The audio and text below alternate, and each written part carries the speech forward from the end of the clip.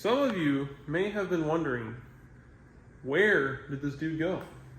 He's been ghost for months, and then all of a sudden, like 8 videos blow up on his freaking YouTube channel. Well, truth be told, I took a break because my computer was not wanting to work, and I didn't want to fix it. Turns out it was just a program, so I ended up getting a different video editing software, and it's been peachy. So, there is a crap ton of stuff that I need to update. This truck, that truck, much different state than they were in the last however many videos ago. Well, actually, not much has changed with this truck. It's more or less gone in reverse.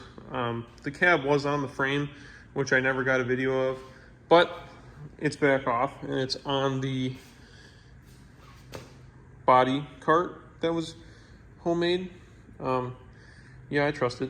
But as you can see, the chassis is also apart, and there is no more K30 frame. Why is that? Well, let me tell you.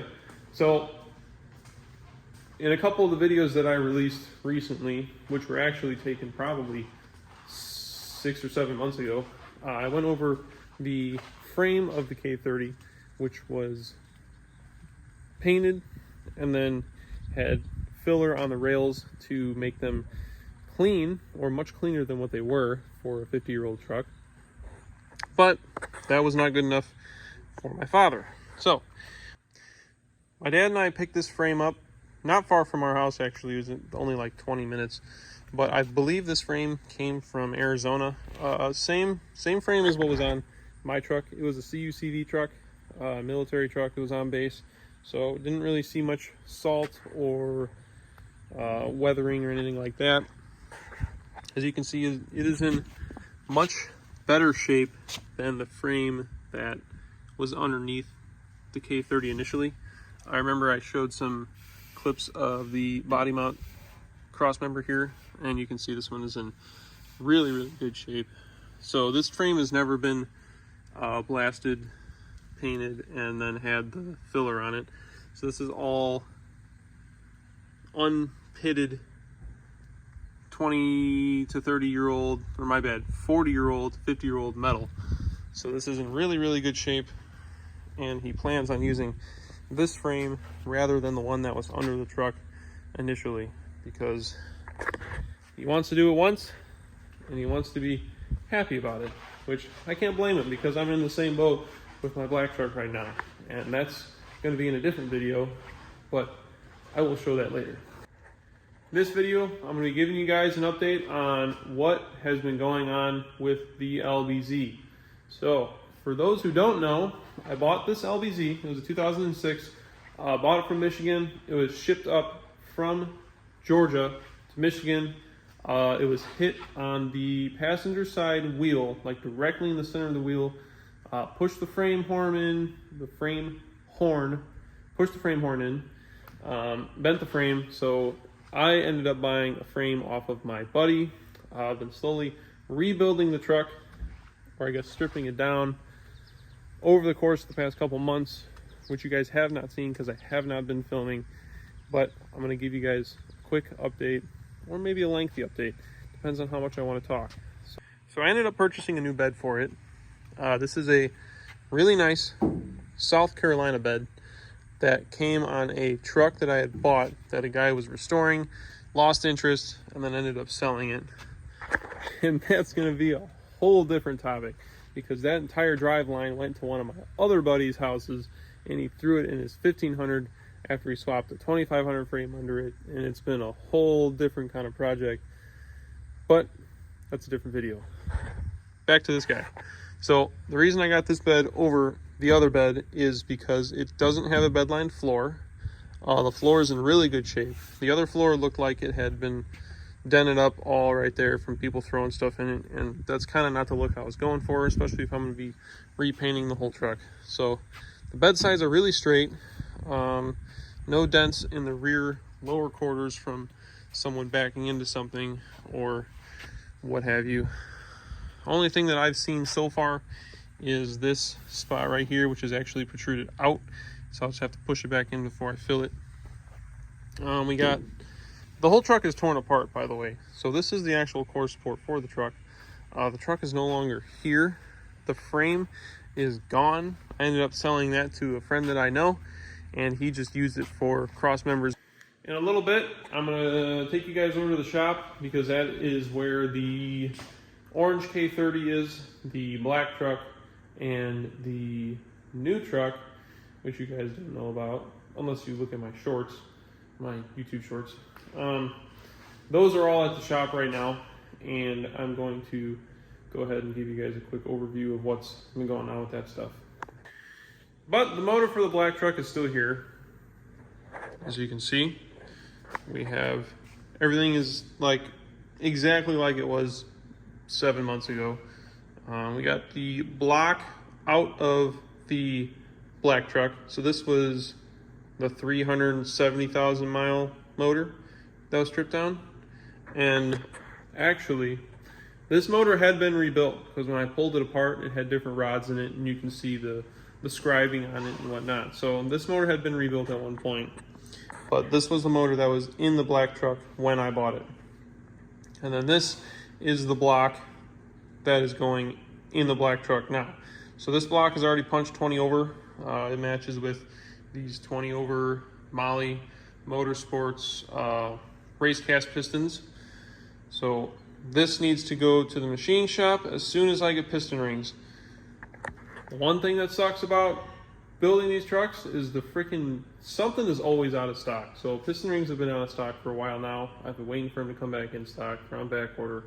So once I get the rings, I'll be able to send the stuff off to the machine shop, have them start plugging away at it so I can assemble it after it's done. But other than that, we have the flex plate, the covers there. The heads are done. They're actually already surfaced and whatnot. I don't know if you can see that, probably not. But the heads are done. I just got to throw the springs in them and do some valve lapping. Pressure test came back good. There's no issues with them. So yeah, pretty much waiting on rings at this point. Another thing is I've been tearing the harnesses down. I've been using this black split loom. This is the engine harness right now. This is the engine side, not the chassis side. So I've been, actually it might be both. Yeah, I think it's both. But I've been tearing it down. I need to rewire this for a alternate firing cam. And then I'm also getting rid of the glow plugs completely, as well as the EGR plugs, which is this one right here. And then there's a couple other plugs in there for the fuel filter head and whatnot that I'm also going to be chasing back and then getting rid of, because the truck will no longer have any of that stuff on it. The only other major thing that I'm really missing for this truck is the injectors. I don't know, and I don't remember if I had mentioned it in previous videos, but I have a 14 millimeter XRG high-speed race pump for the truck. That's going to be way more than enough fuel that I'm ever going to need. But now I just have to get a matching set of injectors. So I was thinking either like a 250 or a 300 over. I think a 150 or a 200 will probably do just fine, but there's always room for improvement. I know some guys have ran 200 overs on a stock turbo truck. You're just lessening your pulse width, keeping the fuel inside the bowl of the piston. You don't want to overexert your stock injectors or your injectors if they're too small. You don't want to overwork them because that's how you cause issues, heat, piston melting, all that stuff. So I'm just going to play it safe, get some really big injectors for it. If I use all of it, cool. If I don't, cool. It doesn't matter either way. But like I said, there's a lot of money going into this motor and into this truck in general, so I'm not going to skimp out, and I don't want to be taking it back apart because of something stupid like that. So as you guys have seen before, we've got a Callie's Comstar crankshaft. In the other box is just a regular LB7 crankshaft. I just keep it in the box so that it doesn't fall over and it stays protected. We have a S476 turbo built by PMT, which was an old, I want to say, as far as I know, the guy who used to build the Danville turbos built this PMT. I don't know the story behind it, but it's got something to do with Danville, and Danville used to do some really good turbos. Other than that, we have a 4-inch downpipe. Not a very common downpipe. Usually they're like 3.5 or 3-inch, but this is a true 4-inch downpipe. The only way to get this downpipe on is to pull the cab off. There is not much space to work with. We have a used but good fluid damper.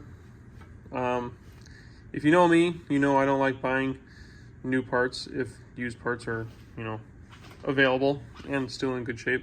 So obviously I'm gonna re-coat this. This is in rough shape as far as the looks of it, but still in really good condition. That'll be going with the engine parts to the machine shop so they can do the external balancing.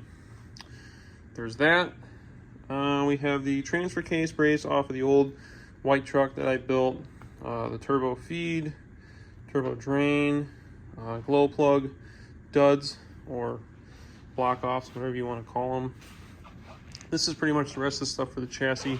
It's got brake lines and whatnot, trans lines, and I believe that's pretty much it. This is a water pump, but this is the modified LBZ pump for an LB7. So they basically just cut the inlet out and they put an LB7, because it's got the smaller bung on it, so they weld the smaller bung for the LB7 onto the LBZ pumps. Oh, one more thing actually. We have some Sinister billet valve covers. The billet upper valve covers, I should say. So these are a really, really nice finish. I like these. And then I also have these PPE high flow manifolds nut pipes. These came off of the LLY that Brandon and I had parted out. And then there's also another oil feed or remote feed that came off of that truck as well. So I'll probably be using the other one since it came off the white truck and I know that it's good and that it worked. Then I've also got a couple more S400 specific things boxed up and sitting in my room. I have the S400 style Y bridge for the LBZ. So it's got the LBZ flanges for the LBZ intake runners. And then it's got it's almost like an LB7 style where it comes out the side instead of the front. And then I also have an HSP pedestal for the turbo. It's already at the correct height, so it doesn't need any kind of spacer. The only thing I do need to get though, or either get or make, I haven't decided yet. I'm either going to purchase the cold side, hot side, and the intake, or I'm going to be making it myself. So I'm going to lean more towards making it because I can do that and because I'm cheap. So other than that, I have the driver's side dipstick for the transmission. The transmission is currently getting built still. I'm not really in any rush. I've got plenty of stuff to do, so it's not too big of a deal. I have the diff cover down here for the diff that needs to be powder coated. And underneath the diff cover is a Garand, don't remember which stall it is. It's right under J. I want to say it's a K. Garand K converter. All right, yeah, that's what I thought. It is a K converter. So the reason I went with the K over the J is because of the drivability aspect of it. That converter does not have an extreme clutch in it either. I know you can opt for Garand's extreme clutch upgrade. I don't know. If I need it, I'll pull it back out and I'll get it sent out so they can do that. If not, I think it'll be fine for what I'll be doing with it. Like I said, this isn't going to be a race truck. It's going to be a toy. It'll be fun. So this will help with better drivability over the looser J converter.